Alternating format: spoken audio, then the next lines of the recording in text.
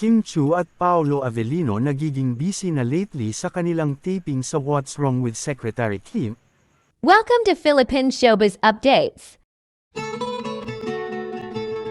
Latest updates ang hatid sa iyo ng channel na ito, at kung mahilig ka sa mga ganitong kaganapan sa showbiz, ay maaari mong isubscribe ang channel na ito para laging updated sa showbiz ganap.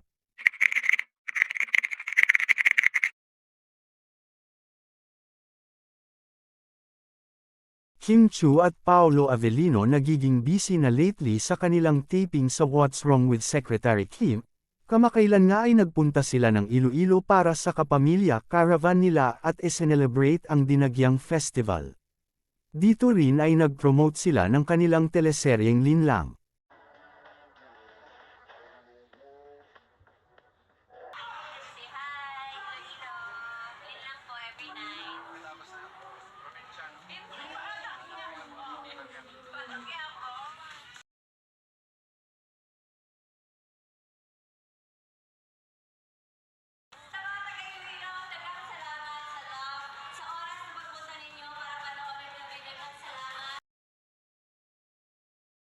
Tuloy-tuloy naman ang pagiging trending ng kanilang teleserye at napapanatili ang rating nito na mataas kumpara sa katapat nitong teleserye na pinagbibidahan ni Sian.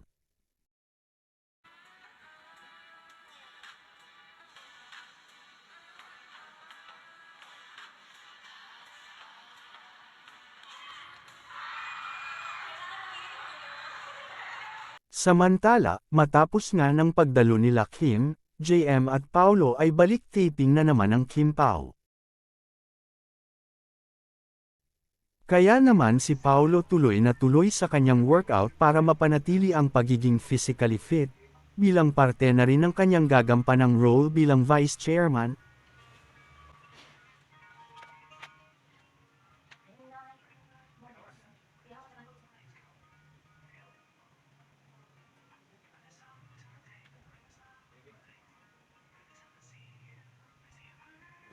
At di rin papahuli ang Chinita Princess, fresh naman si Chinita Princess sa kanyang aurahan at tila papunta ito sa kanyang taping para sa What's Wrong with Secretary Kim.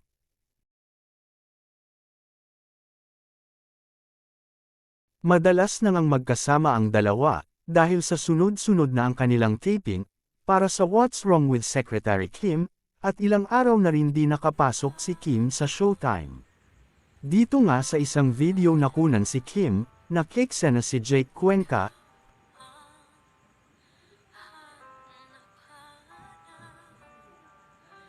At dito naman sa isang clip, keksena rin ni Kim si Paolo na gaganap bilang boss at vice chairman ni Secretary Kim. Samantala excited naman ang Kim Pao fan na mapanood ang bagong miniseries ng dalawa. At inaasahan nila na sana masundan pa ang proyekto na magkasama ang dalawa lalo na sa big screen.